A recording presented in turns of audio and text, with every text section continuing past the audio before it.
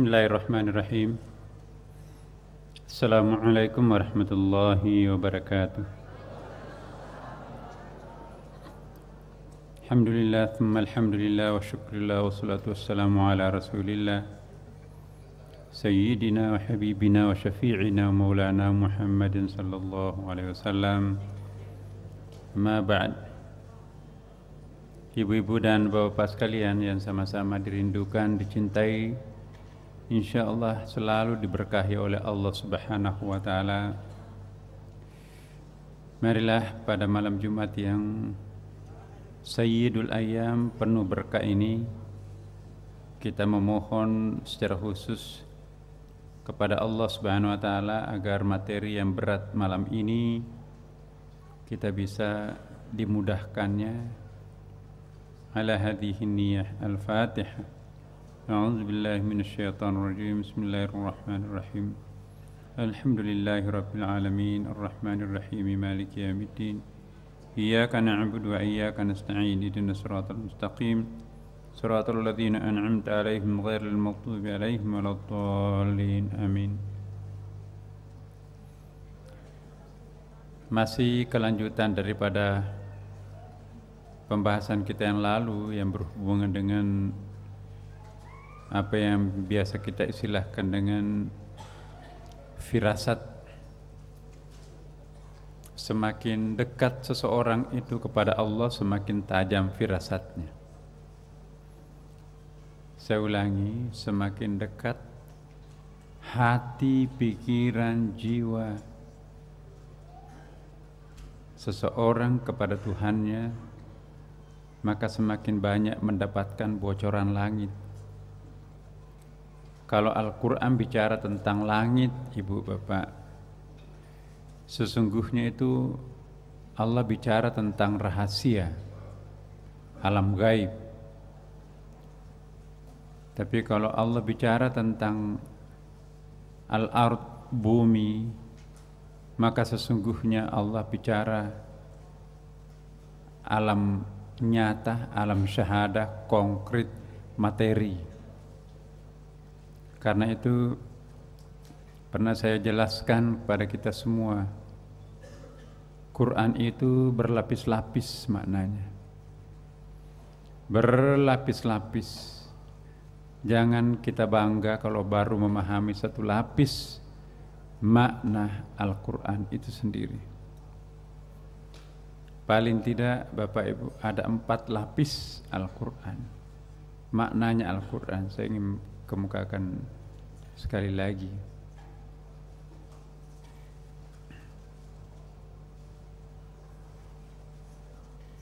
Ada ini kandungan Al-Quran. Ada ibarah. Siapapun bisa memahami ini karena ada terjemahannya. Tapi lebih dalam dari itu, ada lagi yang disebut dengan kandungan isyarah. Ini untuk orang-orang khawas, orang yang diberikan kemuliaan oleh Allah, menyingkap rahasianya. Tapi ini baru lapis pertama.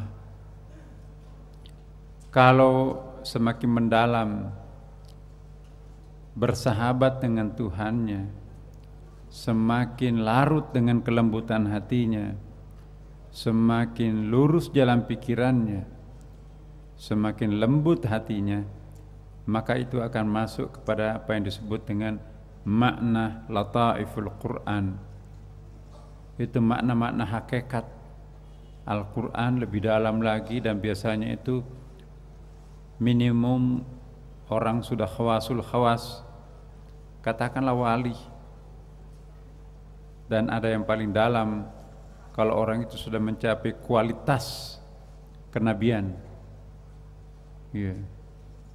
prophetic quality.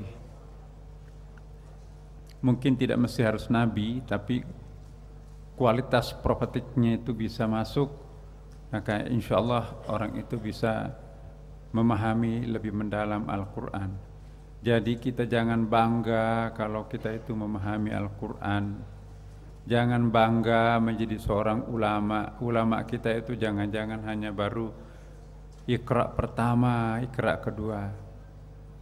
Bukanlah ulama mumpuni kalau baru sampai Iqra kedua. Quran itu memiliki 4 macam Iqra. Iya. Jadi Iqra yang pertama itu kan 2 kali itu Iqra, Iqra, baru Iqra bismi rabbik. Bacalah dengan menyebut nama Tuhanmu. Jadi kalau kita sudah bisa membaca Al-Quran, faham artinya, melalui terjemahan, ya Iqra pertama. Kalau kita sudah mulai masuk kepada Iqra wa rabbukal akram itu ya, insya Allah masuk ke Iqra puncak itu. Jadi Iqra baru Iqra bismi rabbik, kemudian Iqra wa rabbukal akram alladzi 'allama bil qalam 'allamal insana ma lam ya'lam. Jadi Iqra yang keempat inilah yang punya muqayyad, punya penjelasan. Saya pernah jelaskan pada pertemuan kita yang lalu, Jibril itu enggak mungkin bicara tanpa makna. Satu titik Al-Quran pun punya banyak makna. Apalagi kalau ada fi'il amr, Iqra, Iqra, enggak ada redundance dalam Quran, enggak ada yang sia-sia. Maka itu kalau kita tidak faham artinya Iqra, Iqra, hanya faham Iqra bismi rabbik tapi tidak faham apa Iqra sebelumnya, maka kita belum bisa bangga. Nah, kenapa? Karena itu ada maknanya. Iqra pertama itu kesadaran sensorial. Saya pernah contohkan, kita melihat pohon mangga di depan. Iqra yang kedua, kesadaran intelektual. Kita mampu tafakkur, mampu belajar dari pohon mangga itu apa sih sebetulnya pohon mangga. Subhanallah, ini 1 spesies di antara 200 spesies mangga di seluruh dunia. Lebih dari separuhnya di Indonesia. Itu kesadaran intelektual, kesadaran ilmiah. Tapi di atasnya masih ada Iqra yang ketiga. Tadi kan ada 4 Iqra. Kesadaran emosional. Emosional itu ketika cinta sudah mulai berbicara. Kita bisa komunikasi dengan rasio, tapi kita juga bisa berkomunikasi dengan emosi dalam pengertian mahabbah, cinta. Kalau kita bicara berkomunikasi dengan sesama kita mengandalkan logika semata, maka itu kepentingan nanti yang akan bicara. Begitu kita punya kepentingan terhadap orang itu, cari-cari mukanya luar biasa. Begitu kita sudah mencapai apa yang kita mau terhadap orang itu dan orang itu sudah pensiun, gak ada apa-apanya lagi, goodbye, selamat tinggal, gak ada komunikasi lagi. Itulah Iqra yang kedua, hanya menengok orang pada saat ada kepentingannya, selamat tinggal kalau sudah kepentingannya sudah tidak ada. Habis manis sempat dibuang dan lupa kacang akan kulitnya. Itulah orang yang baru sampai di Iqra kedua, belum sampai masuk ke penghayatan, understanding, verstehen yang sangat dalam dari Quran itu sendiri. Ini ada makna-makna kehidupan di dalam Iqra itu sebetulnya. Kita berharap seluruh jamaah aktif di Masjid Sunda Kelapa ini naik kita ke Iqra yang ketiga ini, membaca dengan kesadaran emosional. Insya Allah kalau kesadaran yang ketiga yang muncul, kita tidak pernah mengukur orang berdasarkan kepentingan, tapi kita mengukur orang itu berdasarkan cinta. Jika cinta sudah berbicara dalam hati seseorang, maka hilanglah seluruh kepentingan. Kenapa?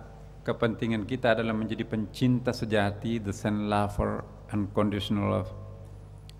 Baik ketika ia sedang produktif menjabat, baik ketika ia sedang masih kaya, maupun ketika ia sudah pensiun dan sudah pilot, tetap orang itu kita tidak pernah berubah karena cinta yang bekerja. Jika cinta yang berbicara, dan cinta pun di sini bermacam-macam kan. Kalau cinta lapis kedua juga itu cinta kepentingan, masih didikte oleh nafsu, hasrat duniawi, itu loving. Tapi kalau cinta yang sejati, unconditional love, atau dalam suasana in loving ya. Jadi kalau loving dan in loving itu beda. Kalau loving itu rasa bahasanya itu penekanannya, stressing point-nya itu pada objek yang dicinta. Wah, ini cantiknya orang ini. Kapan ya saya gapai orang ini? Ini orang tampan sekali, cerdas. Bagaimana menjadi milik aku? Jadi yang menjadi sasaran utama itu objeknya. Itu kalau love. Tapi kalau yang berbicara in loving itu stressing point-nya pada subjeknya. Sang pencipta itu sendiri yang memang berbunga-bunga hatinya. Yang penuh dengan cinta adalah sang subjek itu. Nah, kalau subjeknya itu berbunga-bunga, penuh dengan cinta, maka objek itu tidak ada masalah. Mau cantik tidak cantik, tampan tidak tampan. Jadi kalau cinta itu melekat pada diri seseorang, maka apapun yang disaksikan tidak ada bedanya. Semuanya itu adalah makhluk Allah, dan semuanya makhluk Allah itu tidak ada yang jelek, karena tidak mungkin Allah menciptakan yang jelek. Allah itu maha indah. Innallaha thayyibun wa la yaj'al illa thayyib. Nah, jadi ini bedanya.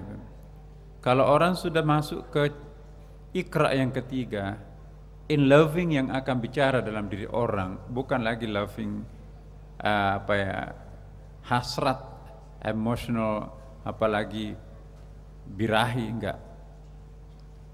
Inilah yang disebut dengan mahabbah, unconditional loving, atau biasa disebut dengan design lover, pencinta. Apa artinya saint? Kalau kita ke barat itu ada Saint Catherine,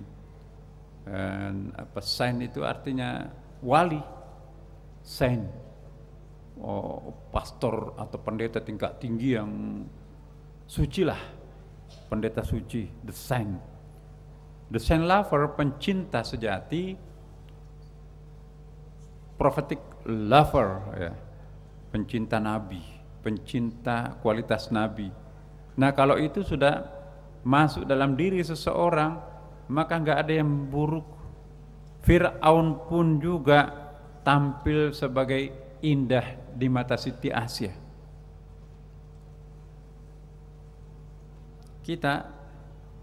Suami kita bukan Fir'aun kecil pun juga enggak, tapi sudah mulai bosan. Kenapa? Membandingkan suaminya orang lain. Sama istri, ada juga suami, ya istrinya masih sangat setia, salehah, ya, tapi karena membandingkan istrinya orang lain yang lebih muda, yang lebih wah dan seterusnya, maka apa jadinya istrinya? Ya, udah cenderung ada pengabaian di situ. Nah, ini artinya belum design lover. Cinta sejati itu tidak mengenal keriput. Memang engkau keriput, ompong, ubanan, tapi engkau menghadiahkan aku anak-anak saleh dan salehah. Tidak gampang sekarang ini melahirkan seorang yang sudah sarjana, teladan, saleh dan salehah, udah pintar mimpin salat, kemudian bisa ceramah agama padahal dia dokter. Ya, habis itu juga mantunya pintar sekali mencarikan orang tuanya mantu yang baik, enggak kurang. Nah, oleh karena itu sang suami menenggelamkan keriput, ompong dan ubanan istrinya. Engkau adalah bidadariku yang tidak pernah termakan usia. Oh, itu kalau hati itu cinta. Kalau hati itu berselimut cinta, seperti apapun tuanya istri, dia akan tampil seperti gadis 17 gitu kan. Ya. Mau apain sih orang 70 tahunan cari gadis 17? Mau diapain? Paling akan dikerok uangnya kan. Habis uangnya selamat tinggal. Tapi kalau sehidup semati, itu nanti Masya Allah sampai akhirat orang seperti itu. Nah, jadi tidak boleh hanya satu sisi. Makanya itu pengajian itu sebetulnya Bapak Ibu sekalian, idealnya itu suami istri datang pengajian. Tapi selama ini kan majelis taklim itu hanya dipenuhi oleh ibu-ibu. Yang perlu diceramahi itu suami. Suami itu kadang-kadang ya dinasehati, ngapain kamu menasehati aku? Kamu itu siapa mau menasehati aku? Sebaliknya juga, sang suami kadang-kadang juga kalau menasehati istrinya dituding marah melulu tuh bapakmu tuh, padahal menasehati. Jadi ketika orang sudah nggak bisa membedakan menasehati dan memarahi, di situ awal rusaknya sebuah cinta. Kenapa? Karena kita mengukur orang tidak berdasarkan sign love, unconditional love. Kalau kita menggunakan telinga cinta ya, mata cinta, apapun kasarnya keluar dari seorang suami, itu seperti musik yang sangat indah. Coba ulangi sekali lagi Pak, enak sekali kedengarannya. Padahal itu kan kasar kan. Atau istrinya ngomel melulu. Semakin lama kamu ngomel, semakin aku sayang terhadapmu. Itu seperti syair yang engkau dendangkan di dalam telingaku. Masya Allah. Kita nggak tahu apakah telinganya istri yang rusak atau mulutnya suami yang rusak, atau dua-duanya rusak. Tapi kalau sebaliknya, kasar pun suaminya itu dinilai, aduh indahnya, alhamdulillah. Memang Fir'aun suami saya seperti itu, tapi bukan Fir'aun besar. Dia langsung ingat Siti Asiyah itu mendapatkan predikat istimewa di dalam Quran karena menjadi pendamping setianya Fir'aun. Suamiku hanya Fir'aun kecil. Ya. Nah, jangan memimpikan suami sebagai Fir'aun walaupun kecil. Pokoknya impikanlah suami kita itu bagaimana kita bersuami nabi gitu. Bagaimana bersuami kayak malaikat gitu ya. Atau sebaliknya, bagaimana istri kita itu bidadari. Dan itu bisa Bapak, sangat bisa. Yang penting ada paradigma. Apa itu paradigm? Paradigm itu di style di sini. Kalau niat kita itu menjadi pencinta sejati, seburuk apapun perilakunya istri, apapun kata orang, kita nggak dengar. Right or wrong, she is my wife. Anda lihat kulit luarnya, aku melihat dalaman-dalamannya. Memang kamu melihat lapis luarnya, tapi aku yang merasakan dan aku melihat. Kamu tidak melihat kalau istriku itu ahli sujud tengah malam loh. Ya, nangis-nangis di atas sajadah. Kamu nggak paham kalau istri saya itu Senin Kamis. Kamu nggak paham kalau kerjaan istri saya itu kalau pergi anak-anaknya ke kampus, ke sekolah, ngaji terus, sholat. Ya. Kadang-kadang kita ya larut juga. Yang paling tahu tentang orang paling dalam kita adalah kita sendiri. Maka itu kita jangan sampai terbawa-bawa arus oleh orang lain. Rusaknya rumah tangga sekarang ini kebanyakan karena terpengaruh oleh orang ketiga.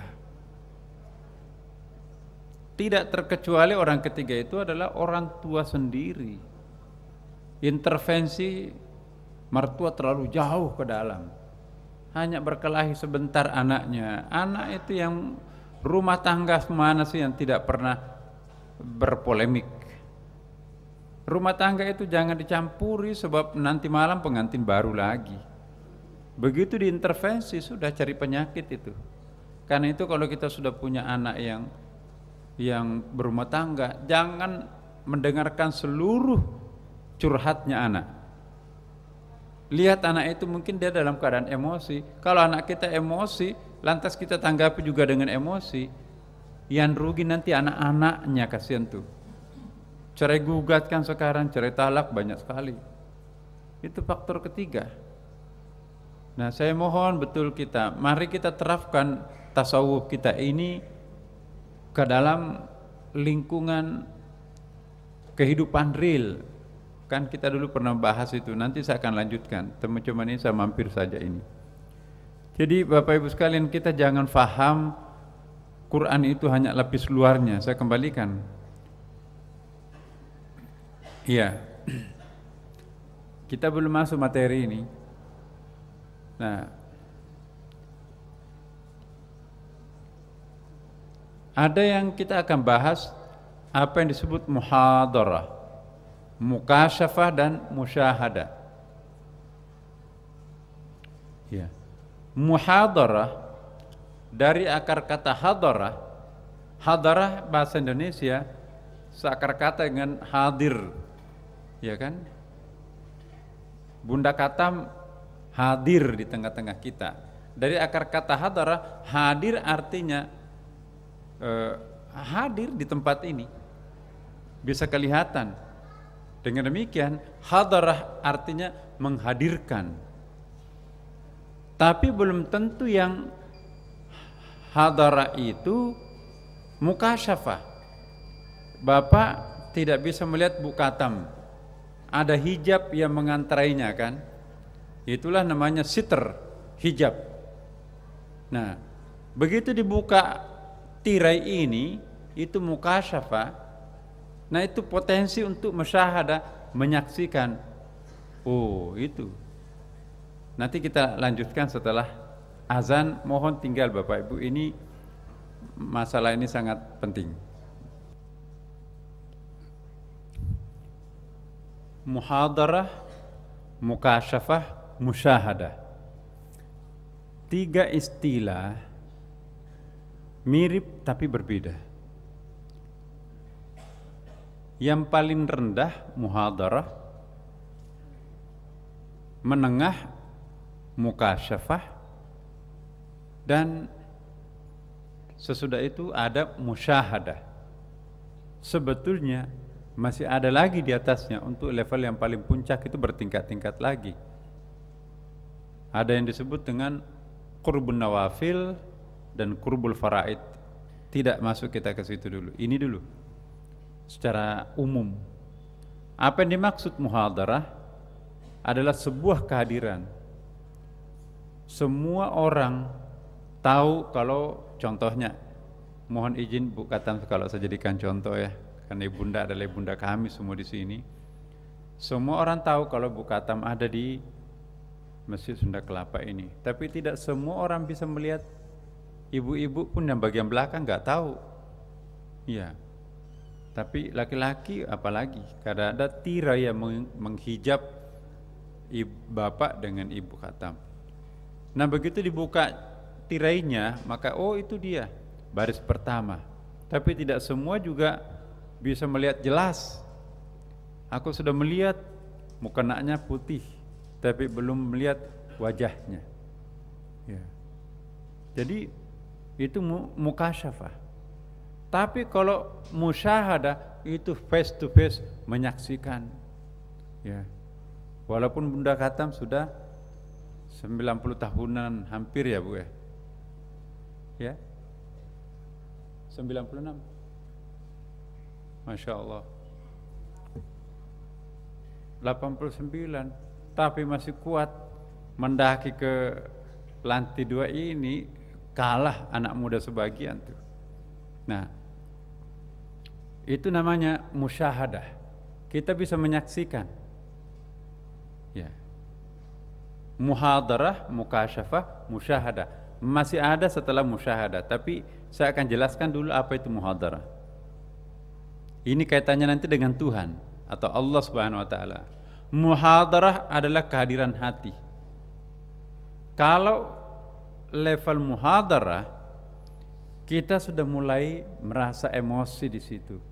Sekali lagi kalau saya bicara emosi, itu bukan nafsu, emotional, spiritual mungkin namanya itu ya.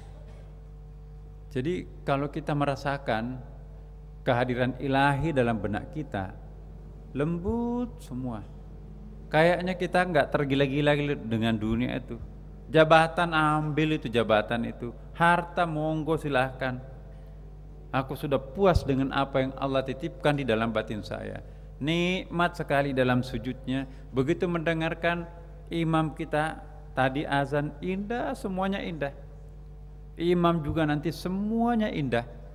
Kenapa? Indah karena muhadarah. Ciri-ciri hati yang muhadarah itu ketika ia mampu merasakan semuanya nikmat, apa yang didengarkan semuanya indah, apa yang dilihatnya semuanya cantik. Itu muhadarah. Sudah sepertinya tidak punya cacat apapun ciptaan Allah ini. Itu tanda-tanda muhadarah. Tapi kalau sebaliknya terjadi, begitu kita melihat seseorang jengkel, buruk sangka melulu. Begitu kita melihat seseorang curiga melulu, saingan, wah ini bahaya ini dan seterusnya. Ini power struggle. Apa itu power struggle? Dalam psikologi power struggle itu artinya pokoknya gak mau disaingi, akulah. Kira-kira seperti itu. Kamu harus tunduk terhadapku. Itu power struggle. Maskulin. Iya. Jadi muhadarah artinya ketika hati itu lembut, ketika hati itu tenang, jinak, lewatlah semua materialistik itu, lewatlah semua keinginan-keinginan lahiriah itu, lewatlah semua nafsu-nafsu itu. Kita sudah enjoy dengan Tuhan, kita enjoy dengan Nabi. Bahkan ngaji pun juga nggak mau berhenti rasanya. Salat pun juga nggak mau bangkit dari sujud rasanya. Dengarkan ceramah pun juga, ya Allah kok terlalu cepat, masih pingin. Itu namanya muhadarah. Ketika hati sudah mulai basah, apa hati yang basah itu?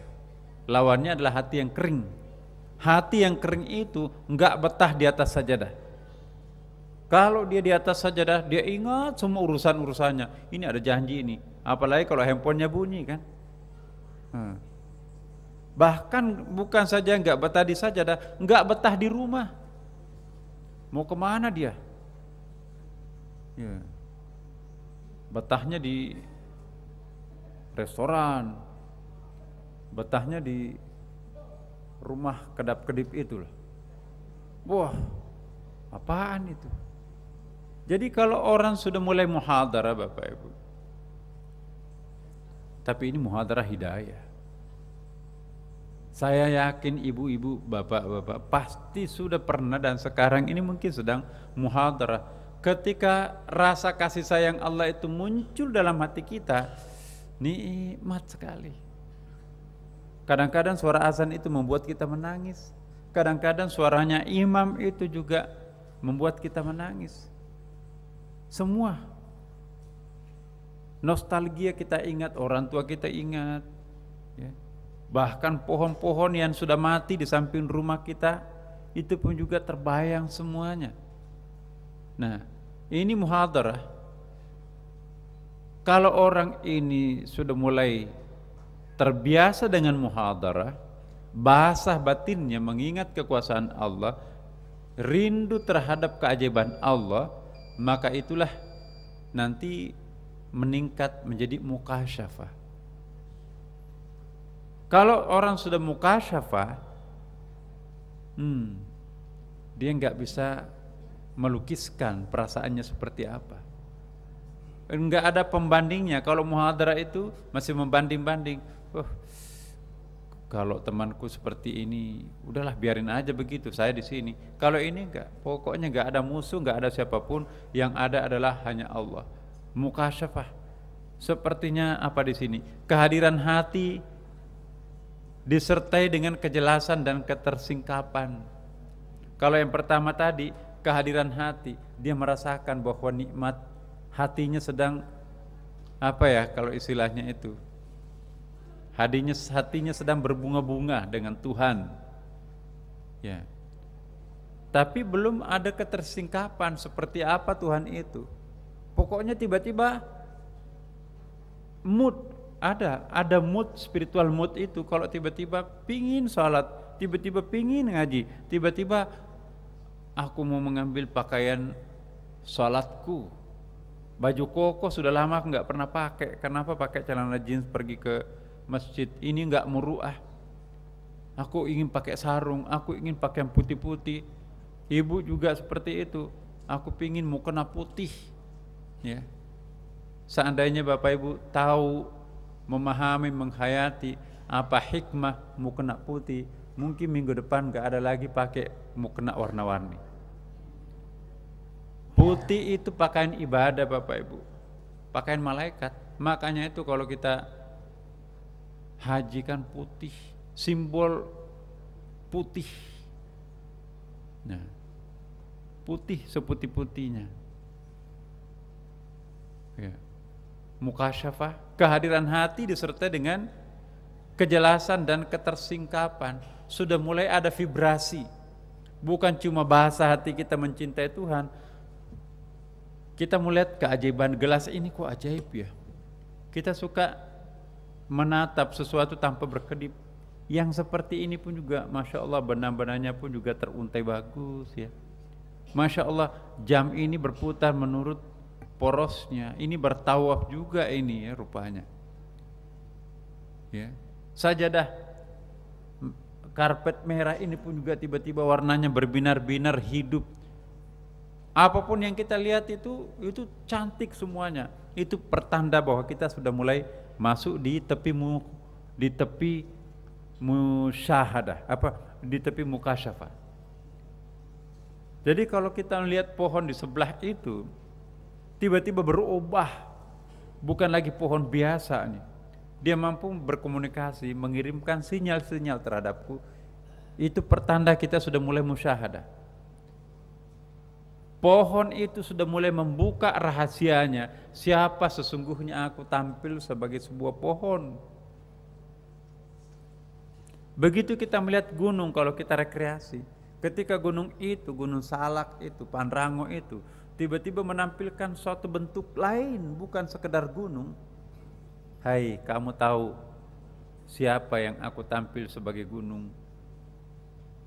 Kalian heran kan?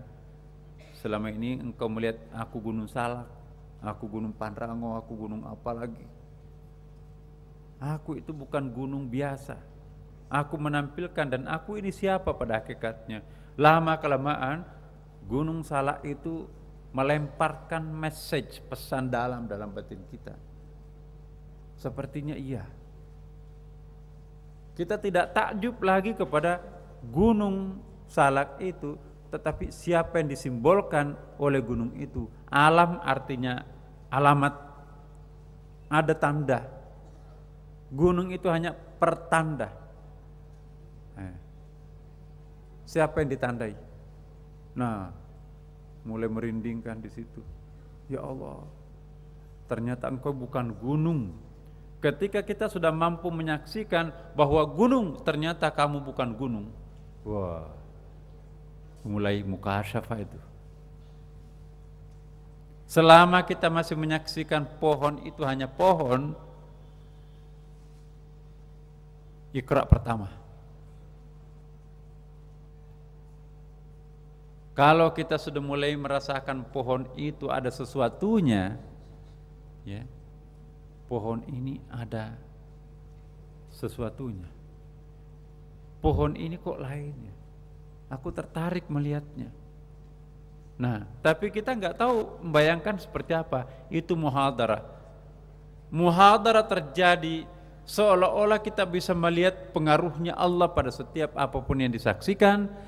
Pengaruhnya Allah apapun yang kita dengar, pengaruhnya Allah kita rasakan apapun yang kita rasakan. Tapi kita belum punya gambaran. Itu contoh muhadarah. Semua teman-teman di sini pernah. Ketika kita sedang bangun sholat tahajud, tadinya kan takut tuh, hantu. penjahat. Ketika muncul keberanian, nggak takut setan, nggak takut penjahat, maling tengah malam di rumah. Yang muncul adalah perasaan aneh dalam batin kita, itu muhadarah namanya. Itu cirinya. Selama kita bangun sholat tahajud, ada hantu. Nanti buka jendela kamar mandi, tiba-tiba ada orang giginya gondrong. Nanti kalau orang sudah sampai musyahadah, ya bisa bertatap muka. Kok lucu kamu ya? Kenapa kamu giginya gondrong, Mas? Biasanya kan orang rambutnya gondrong, kamu giginya. Kok lucu ya? Boleh nggak aku pegang giginya? Coba lihat belakangnya. Jadi setannya yang takut, iblisnya yang takut. Selama kita yang masih takut terhadap dia, berarti kita belum muhadarah. Baru mau belajar muhadarah, karena lumayan sudah bangun tengah malam kan. Tapi kalau sudah muncul keberanian menikmati indahnya air wudu, sejuknya air wudu ini, ya, ternyata air itu adalah ajaib.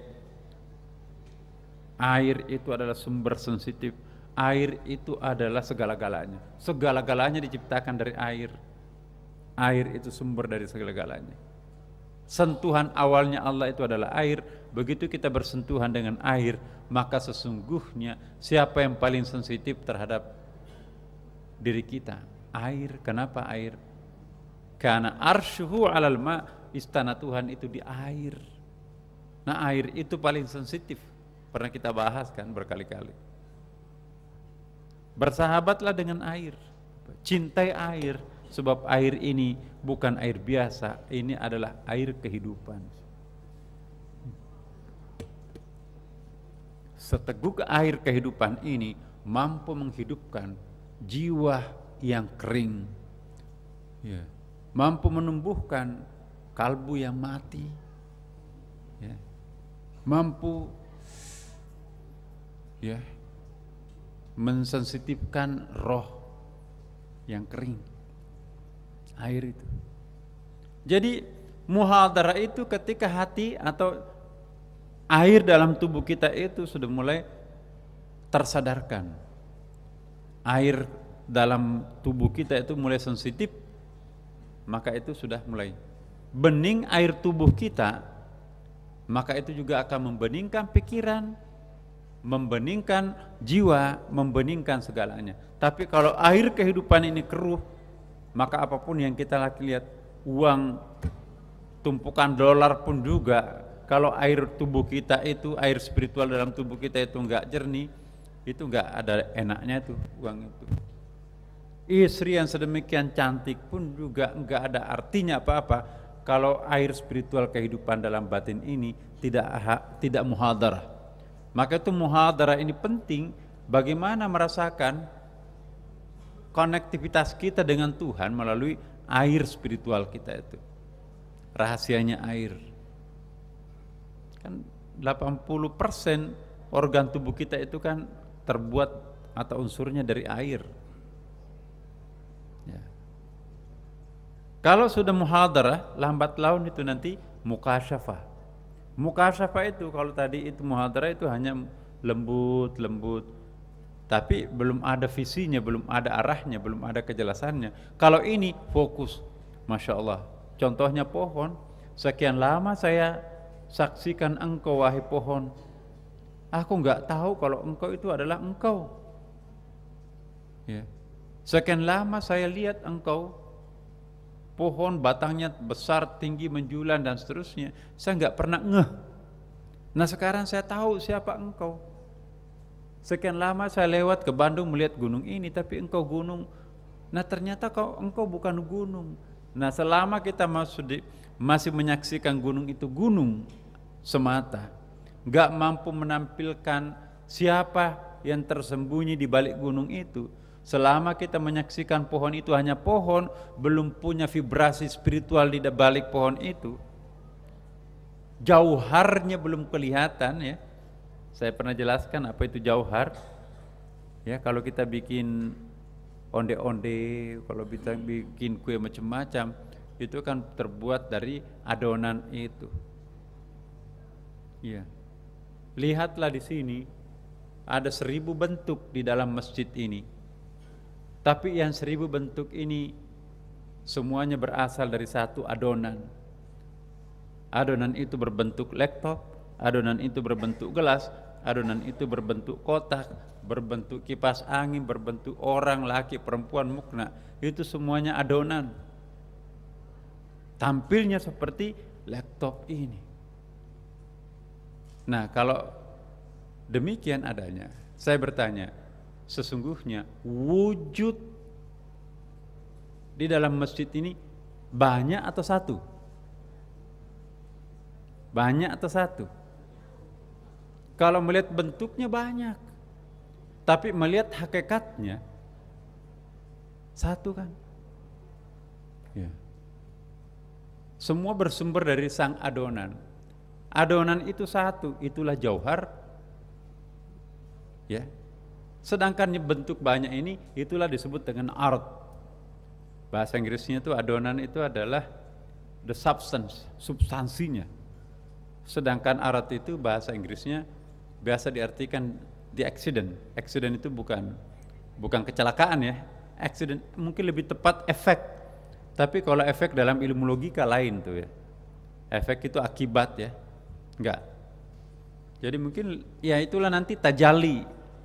Yang banyak ini tajallinya, manifestationnya ya kan. Nah, kalau orang sudah sampai kepada tingkat mukasyafah, sudah mampu mengintip di balik hakikat, mengintip di balik bentuk formal, mengintip di balik nyata, mengintip di dalam pakaiannya pohon itu, gunung itu, maka kita akan melihat hakikatnya. Ternyata apa kata Quran misalnya, wasamakum, kalianlah yang memberi nama itu matahari, itu bulan, ini bintang, ini gunung, ini laut. Tadinya nggak ada nama, dia semua kok. Begitu kita kasih nama, maka terjadilah partikularisasi dari sesungguhnya. Sesungguhnya itu adalah universal. Parsialisasi dari yang universal itu ciptaan akal. Makanya itu kalau kita pakai akal Bapak Ibu sekalian, sulit untuk mukasyafah. Mukasyafah itu harus mampu menembus batas-batas logika. Logika itu tidak sanggup melihat apa itu jauhar atau the substance. Akal itu kerjaannya hanya melihat arat atau the accident. Nah, inilah kekuatan tasawuf, mampu membukakan jalan untuk menembus batas-batas logika. Kacamata akal tidak sanggup melihat jauhar, tapi kacamata tasawuf lah yang mampu menunjukkan itu adalah akal. Apa namanya, itu adalah the substance, jauhar. Karena itu kalau ingin mencari Tuhan, salah metodologi kalau menggunakan akal. Harusnya quwwatul batiniyah, di sini kekuatan spiritnya. Ya. Muhadarah, mukasyafah, musyahadah itu prestasi batin, bukan prestasi akal. Bahkan mohon maaf, akal itu bisa menjadi hijab. Hijab terbesar bagi seorang ilmuwan ialah akalnya. Jadi kalau ada orang pemuja akal oriented, nggak masuk akal, there is nothing, itu orang itu adalah buta mata batin. Ketika orang sudah menganggap akal ini ternyata kemampuannya kecil, kata Quran, wa ma utitu minal ilm illa qalil, sedikit sekali, maka orang itu sudah mulai masuk ke samudra, al-bahrul muhit, lautan samudra. Ya Allah, betapa kecilnya akal ini. Memang iya. Yu'tal hikmata may yasha wa may yu'tal hikmata faqad utiya khairan katsira. Ya. Allah akan memberikan hikmah. Hikmah itu di atasnya ilmu, kecerdasan spiritual. itu hanya diberikan kepada orang yang dikehendaki Allah. Barang siapa yang mendapatkan anugerah kecerdasan spiritual, apa kata Allah Al-Quran? Faqad utiya khairan katsiran, dia akan mendapatkan khair itu kebaikan yang unlimited, tanpa batas. Jadi akal itu sangat limited, sedangkan hikmah unlimited, tanpa batas. Apakah mungkin Allah yang maha tak terbatas itu bisa ditangkap oleh sesuatu yang sangat terbatas? Enggak mungkin kan? Ya ilustrasinya Jalaluddin Rumi, apakah segelas cangkir atau apakah gelas ini mampu mewadahi samudra? No. Gelas ini adalah ilmu, ya. Ilmu. Apakah gelas ini mampu mewadahi lautan? Lautan itu Tuhan tanda kutip, ya kan? Apakah segelas ini mampu menampung satu samudra? Gak mungkin. Apakah laptop kecil ini mampu menampung data alam, jebol harddisknya ini? Jadi kata Jalaluddin Rumi, bukan Allah maha pelit tidak mau memperkenalkan dirinya kepada kalian, tapi apa artinya sebuah cangkir untuk menampung samudra? Kita adalah gelas dan Tuhan itu bagaikan samudra. Gak mungkin. Tapi bukan berarti Allah itu tidak bisa difahami. Jangan menggunakan akal yang dikatakan Tuhan tadi itu sebagai very limited. Ya. Gunakanlah wadah yang unlimited jika ingin menampung sesuatu yang unlimited. Apa yang unlimited tanpa batas dalam diri kita? Kalbu. Memahami Tuhan dengan kalbu yang unlimited, itulah. Makanya itu, man arafa nafsahu faqad arafa rabbahu. Barang siapa yang mampu memahami dirinya sendiri, dia akan pasti memahami Tuhan. Persoalannya, akal ini pengganggu. Hati-hati. Hijabnya para ilmuwan, orang pintar itu akal. Coba Bapak Ibu, buktinya. Kalau kita salat yang aktif itu akal pikiran, bisa nggak khusyuk? No. Macam-macam teringat. Tapi Bapak Ibu, kalau yang aktif itu adalah nuansa batin kita, yang tadi saya katakan unlimited itu, ya,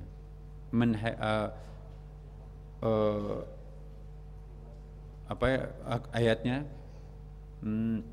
yu'tal hikmata man yasha wa may yu'tal hikmata faqad utiya khairan katsir al-katsir. Jadi al-kathrah, maniness ini, itulah yang nanti mampu menampung atau memahami Allah. Tapi kalau yang sangat limited ini nggak mungkin lah. Nah di sini perlu kita hati-hati. Kalau akal dipakai untuk memahami Tuhan, frustrasi nanti jadinya.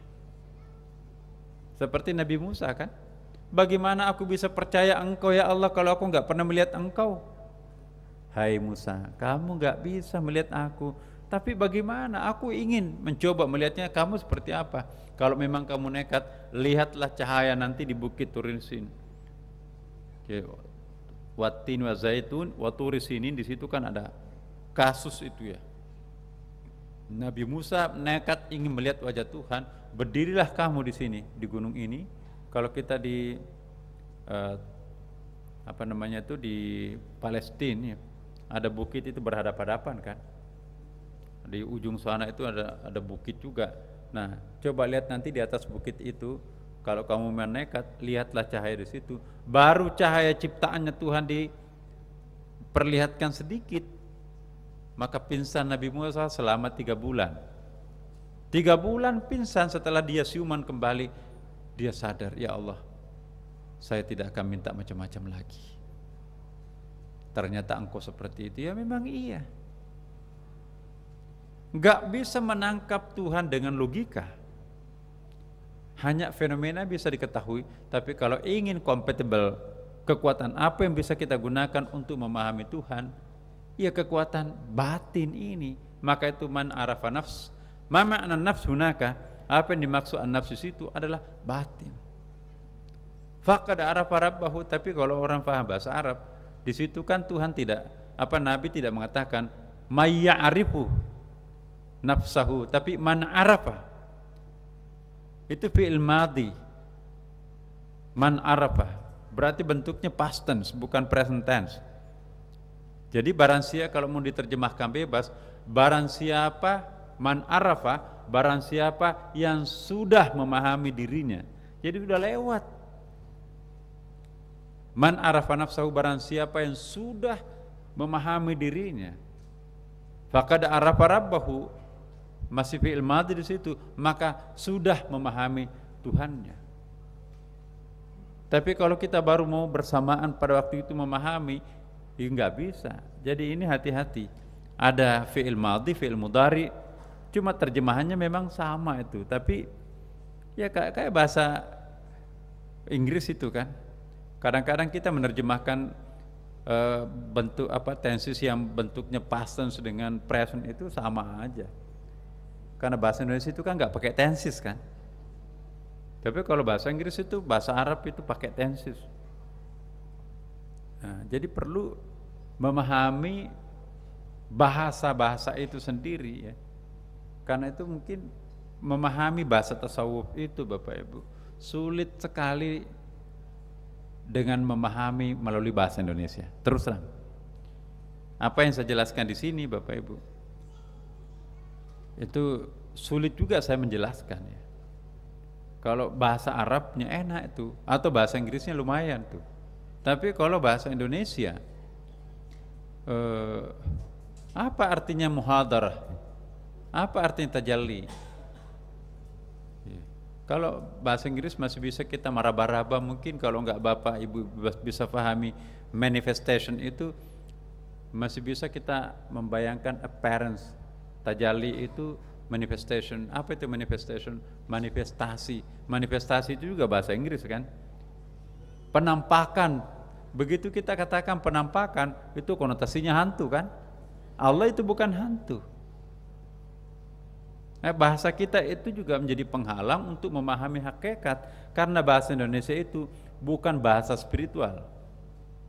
Itulah sebabnya bahasa spiritual itu terpaksa kita harus Indonesiakan. Takwa, ilham, wahyu, qanaah, ridha, tawakal, mahabbah, itu muru'ah. Gak ada bahasa Indonesianya itu. Apa bahasa Indonesianya ridha? Gak ada. Apa bahasa Indonesianya takwa? Gak bisa. Gak bisa diartikan takwa dengan takut. Takwa itu kombinasi cinta, takut, dan respect. Ya, takwa itu. Bagaimana waktu kita kecil terhadap ibu, ada takutnya kan? Ada cintanya juga, ada segannya. Jadi kombinasi cinta, takut, segan itu takwa. Maka itu jangan diartikan ittaqullah, takutlah kepada Allah. Allah itu bukan sosok yang maha mengerikan. Kalau Allah sosok yang maha mengerikan, jauhi objek yang menakutkan itu kalau kamu ingin selamat. Allah enggak. Justru kita harus lebih dekat kepada Allah kalau kita takut kepada Allah. Nah ini, takut kepada makhluk, ular, jauhi ular itu kalau ingin selamat. Tapi kalau takut kepada Sang Khalik, Allah, dekati Allah kalau ingin selamat. Malah kalau menjauhi Allah, justru tidak selamat, ya kan? Itu bedanya Allah dengan makhluk. Nah kalau kita sholat, justru kita mohon, ya Allah aku ingin dekat denganmu. Kok mau dekat padahal itu kan objek yang maha menakutkan. Iya, bukan menakutkan, tetapi cinta. Oleh karena itu para sufi lebih menekankan arti takwa itu dengan cinta. Sedangkan fikih lebih menekankan arti takwa itu dengan takut. Makanya itu fikih itu membayangkan Tuhan itu transenden, jauh sekali. Awas loh macam-macam. Aku teropong kamu dari jarak jauh di arah sana. Faman ya'mal mithqala dzarratin khairan yarah. Wa may ya'mal mithqala dzarratin syarran yarah. Kalau kamu macam-macam akan aku balas. Tapi kalau tasawuf membayangkan Tuhan itu imanen, dekat. Ana aqrabu ilaihi min hablil warid. Aku lebih dekat daripada tulang tenggorokan kalian. Sehingga kita tidak perlu berteriak Allahu Akbar. Engkau faham. Wa ma yalfidu min qaulin illa ladaihi raqibun atid. Belum sampai terucap di dalam mulut apa yang kita maksud, maka sudah terketahuan oleh malaikat, apalagi Allah, ya kan? Jadi tasawuf itu membayangkan Allah itu from within, dari dalam diri sendiri. Sedangkan konotasinya fikih itu transcendent, jauh. Nah bagi kita, kadang-kadang kita harus menganggap, mempersepsikan Allah itu transcendent, kadang-kadang juga imanen. Imanen itu dari dalam. Nah pertanyaan kita, apakah Allah ada dalam diri kita atau kita berada dalam diri Allah? Halillahu hal nahnu fillah, ya, au Allahu fina. Apakah kita berada, apakah Allah berada di dalam diri kita atau kita berada dalam diri Allah? Jawabannya apa? Kalau kita mengatakan Allah dalam diri kita, Allah dalam diri kita, berarti itu Allah kecil. Berarti Allah itu banyak. Berapa dada di sini kan? Tapi kalau kita mengatakan kita di dalam diri Allah, semuanya ini adalah kita dalam kandungannya Allah, itu juga salah. Nah, tasawuf berpendapat dua-duanya tidak seperti itu. Kita tidak bisa berasumsi Allah ada di dalam diri aku, karena itu mengisyaratkan dualitas. Ada Allah di dalam, ada aku di luar. Juga kita tidak bisa mengatakan, ya, kita berada dalam diri Allah, karena itu masih menyimpan dualitas. Allah yang di luar, kita yang di dalamnya. Dua-duanya salah. Apapun yang sifatnya dualitas, itu bukan tauhid. Nah, tasawuf memberikan satu jalan keluar yang sangat cerdas. Pertanyaan apakah Allah ada di dalam diri kita atau kita berada dalam diri Allah, itu pertanyaan yang cacat. Karena itu masih menyimpan jawabannya dualitas. Ada Allah yang lain dan ada kita juga lain. Tasawuf berpendapat enggak ada siapapun selain Dia.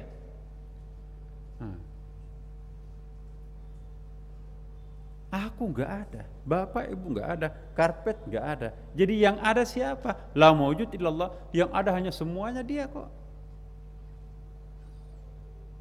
Nah, itu baru tauhid.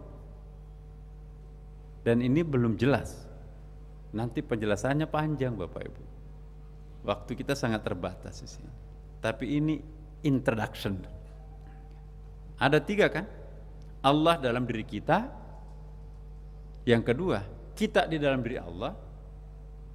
Yang ketiga, tidak ada di dalam, tidak ada dan di luar, tapi semuanya ini adalah Dia. Itulah yang disebut dengan Allahu muhitun. Inilah yang pernah dijelaskan oleh Ibnu Abbas. Ini coba lihat Bapak Ibu.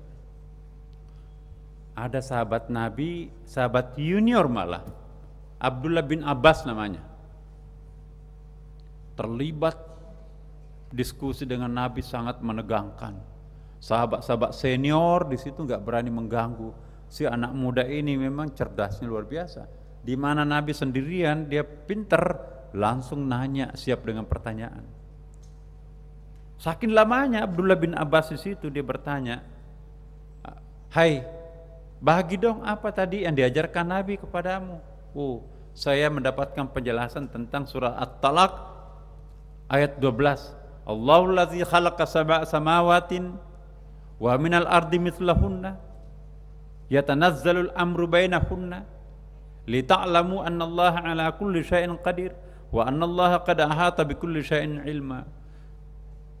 Allah lah yang menciptakan 7 langit dan seperti itu pula bumi. Perintah Allah berlaku padanya agar kamu mengetahui bahwasanya Allah Maha Kuasa atas segala sesuatu dan sesungguhnya Allah itu ilmunya benar-benar meliputi segala sesuatu.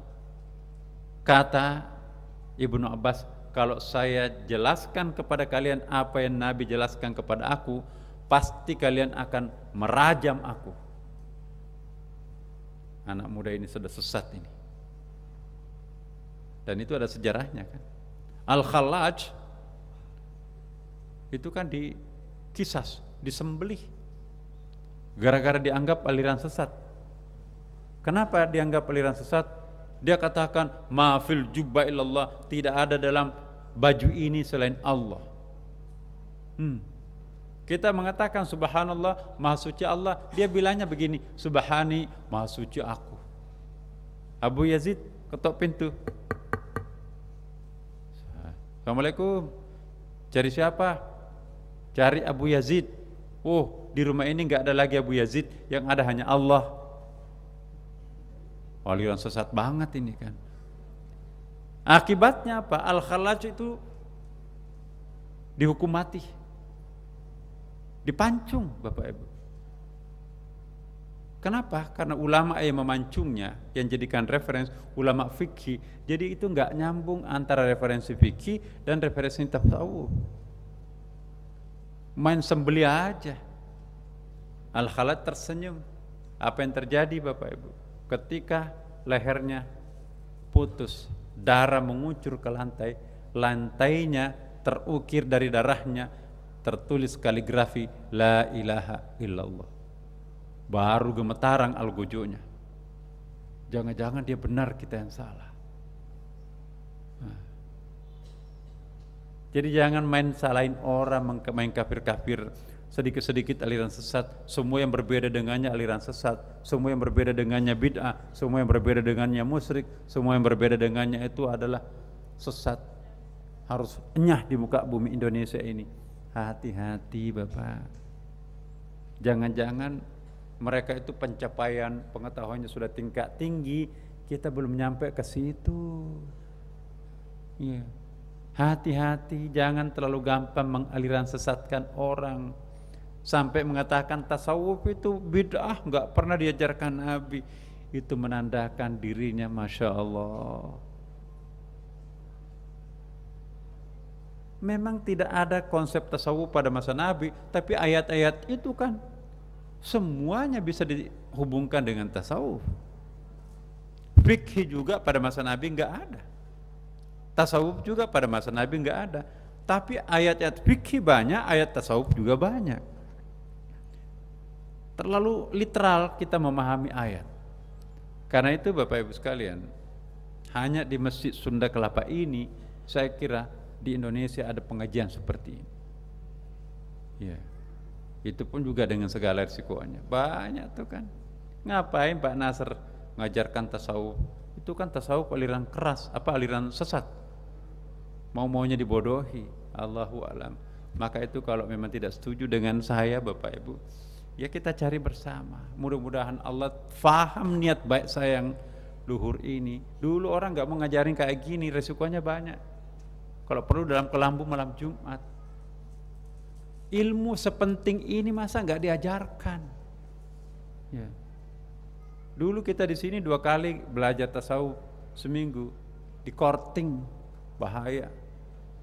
Mungkin karena saya sehingga masih udahlah.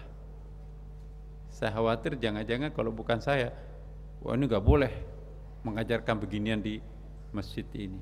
Nggak masalah. Ada sebuah niat luhur, mau ya monggo, kalau nggak juga nggak apa-apa. Tapi saya hanya berdoa, ya Allah, semoga orang faham ilmu tasawuf itu. Tidak kenal maka tak sayang kan. Jangan melihat tasawuf itu kulit luarnya, enggak. Hakikat agama itu justru tasawuf itu. Ya. Di dalam kulit bawang itu kita kelupas, kulit merahnya hilang. Jangan menganggap itu isi. Di dalam kulit masih ada isi. Di dalam kulit itu di dalam isi itu juga ternyata masih ada kulit. Jangan-jangan kita menganggap ini sudah isi, padahal itu masih kulit. Maka itu tadi Quran kan lapis 4, itulah Iqra keempat. Biasanya orang yang baru sampai Iqra kedua paling gampang menyalahin orang. Orang pintar baru itu paling gampang menyalahkan orang lain. Makanya itu kalau ada orang yang gampang menyalahkan orang lain, sesungguhnya memvonis dirinya itu masih harus belajar. Ya. Enggak ada untungnya menyalahkan orang. Ya. Kearifan diajarkan oleh ulama kita terdahulu. Mungkin engkau benar, tapi walaupun belum tentu saya salah. Saya mungkin salah, mungkin Anda benar. Tawadu luar biasa. Kalau kita memutlakkan pendapat kita, kalian yang salah, aku yang benar, memang kita Tuhan. Yang paling tahu tentang arti sebuah pernyataan, si pemaham atau si pengucap? Ayo. Si pengucap atau si pemaham? Allah kan. Saya berikan satu contoh, Bu. Saya mau pulang. Apa maksudnya? Ibu, Pak Nasar mau pulang ke rumah. Dari tadi pagi ke Bangka Belitung, belum pulang ke rumah. Ibu yang satu, oh enggak, masih pulang ke PT Iki, nanti ada rapat lagi. Yang ini enggak, ini mau pulang ke Istiqlal, ada temunya nunggu di situ dulu.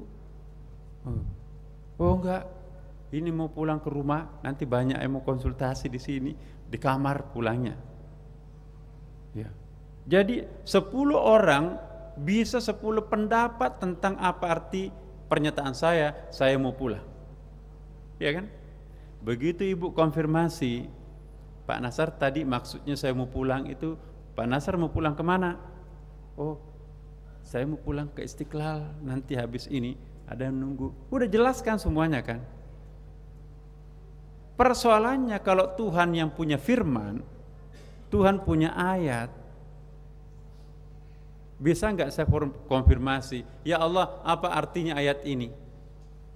Tuhan nggak ngomong tuh kepada saya. Contohnya Allah merintahkan kita aqimus shalah, dirikanlah salat. Ya udah, Tuhan punya ucapan, kita hanya sebagai pemaham aqimus shalah. Pertanyaan muncul, ma ma'na shalah hunak? Apa yang dimaksud as-shalah? Apakah salat menurut bahasa? Salat menurut bahasa doa, bimakna doa. Salat menurut tradisi orang Arab pada waktu itu menyembah Lata, Uzza dan Manat.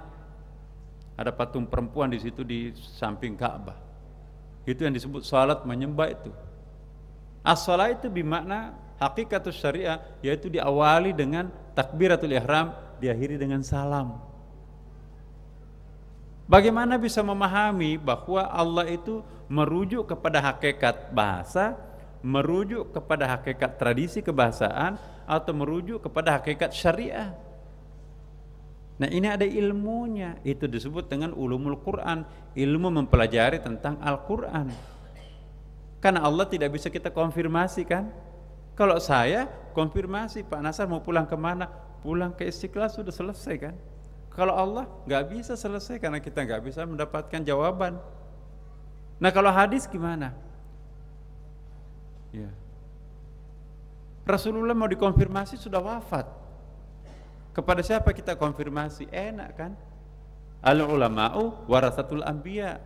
Ulama itu ahli waris spiritualnya Nabi. Pak Kiai, artinya hadis ini apa? Lihat dulu kiainya. Benar nggak dia seorang kiai? Karena banyak sekarang kan orang memperatasnamakan, cukup cetak kartu nama Kiai Haji, tambahin Habib di situ. Kalau perlu juga tambahin profesor, doktor. Di mana itu? HC. Di mana itu? Oh, di ruko di sana. Jadi hati-hati juga.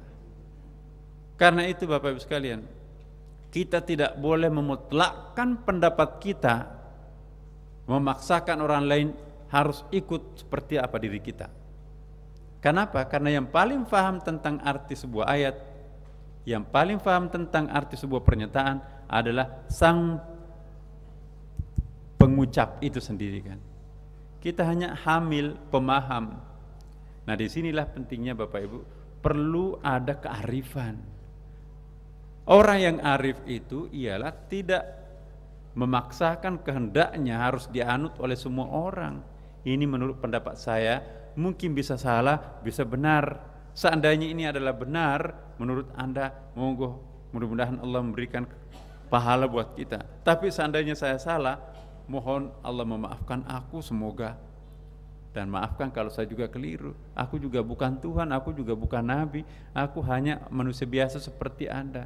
Tawadu kita. Nah, itu Bapak Ibu. Nah, terakhir, ini kita akan lanjutkan minggu depannya. Bahwa, kembali ke sini dulu. Muhadarah itu ialah ketika hati kita sudah mulai basah dekat dengan Allah, ketika kita sudah mulai muncul perasaan rindu terhadap Tuhan, rindu terhadap Nabi, rindu terhadap almarhumah guru kita, rindu juga terhadap kedua orang tua, hati sudah mulai basah, itu disebut dengan muhadarah. Ada sesuatu yang hidup di dalam diri kita, ada energi spiritual yang mulai hidup di dalam batin kita, itu disebut muhadarah. Tapi masih buta, masih misteri. Perasaan saya ini apa ya? Mau kemana perasaan ini? Tapi itu prolog, anak tangga pertama. Kalau itu diteruskan Bapak Ibu, maka nanti akan naik kelas. Oh, inilah maksudnya ya, mukasyafah. Jadi tidak langsung mukasyafah Ibu, muhadarah dulu baru mukasyafah. Enggak bisa. Ada orang enggak sabaran, dia pingin langsung musyahadah tanpa melalui mukasyafah, tanpa melalui muhadarah. Enggak mungkin. 10-20 tahun belum tentu naik kelas dari muhadarah.